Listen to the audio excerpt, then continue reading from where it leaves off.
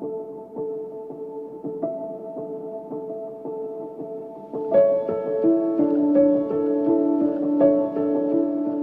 name is Josh Johnson. I joined the Marine Corps in 1998. I was stationed in several different places. I was down in Kings Bay, Georgia, where I guarded nuclear warheads at a nuclear weapons facility.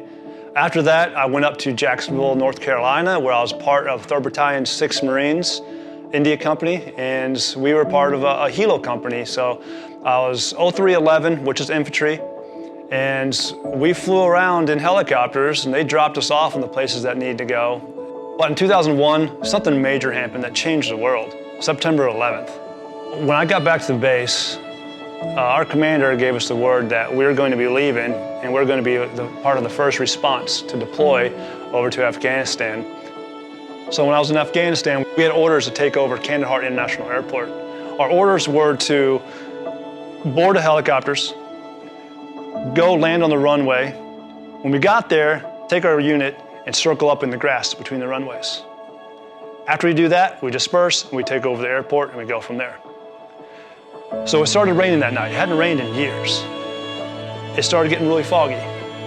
As the night went on, it fogged up even more. Got more foggy and more foggy. That night at midnight, we walked over to the helicopters and the pilots were doing their checks. The rotors were turning, static electricity was at the ends of them. It was like a giant halo hovering over the top of us. Next thing you know, the pilots turn the engines off. They say, we can't go, it's too foggy, we cannot fly, we have to postpone it. We go back to sleep, we get up the next morning and we get new orders. Same exact orders with only one thing different. We got some new intelligence saying that that grassy field in the middle of the runway that I was supposed to take my unit and circle up in the middle of the night in the dark, was full of landmines. So if it wasn't for the rain, the fog, I would have led my Marines into a minefield.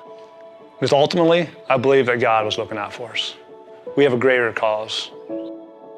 The mission of Freedom Sailing is to help military veterans in the healing process of physical, mental, and emotional trauma by building camaraderie, teamwork, and unity through sailing. Freedom Sailing also helps build a supportive, safe, and understanding community that is willing to help each other during the process of adjusting to life changes and hardships. Joining the military right out of high school, then going through police officer training and being a police officer for years, and then being a federal air marshal. I wasn't prepared to be a civilian, and when I became a civilian, it's exciting, but you immediately leave behind camaraderie, and I think that was the biggest letdown. I had the idea that I wanted to do some sailing, and so I found a way to get a boat and started to learn that, and that's kind of been my ongoing hobby now. Sailing is like putting you one-on-one, face-to-face with the elements of nature, and I think that's the greatest, the healer of anything. As Thoreau said, man is a broken giant, and his sickness, his mind and body can be invigorated by habits of conversation with nature, and sailing puts you out there in nature. So you're challenged as an individual to overcome obstacles, but you're also challenged as a team. So you get that camaraderie back, you know, that you might miss as a veteran. Just no better way to leave your shoreside problems at home. Veterans in general, and certainly veterans that are maybe struggling with things they dealt with in the military and the personal life, can benefit from getting out on the water and being on a boat. Team of like-minded people who are helping you overcome the challenges out on the water. You're in a better place with like-minded people, and you can begin healing while you're out there. If I were to make that like contrast, what I get from sailing and what's happened from, you know, it's like you're always on. You have to be on, you know. Change, when I went sailing, it was a change of winds.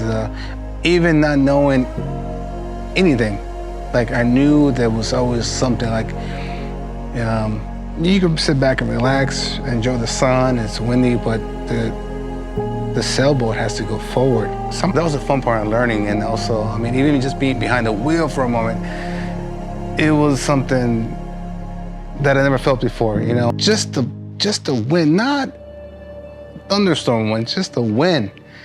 To be behind that stern and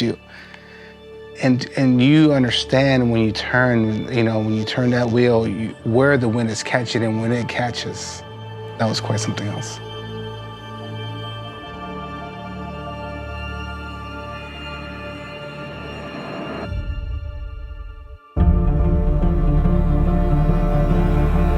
So the logo stands for a lot of things. One, it's got a dark circle.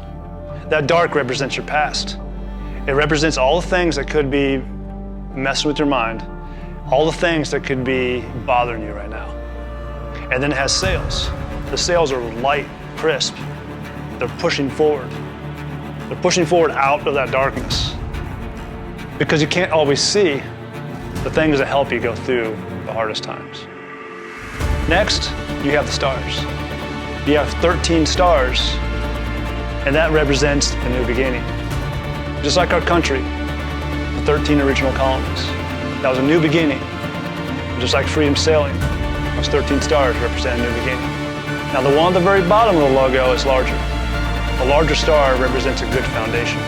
A foundation which we can build off of, and that we can build teamwork and camaraderie together. So that is what the freedom sailing logo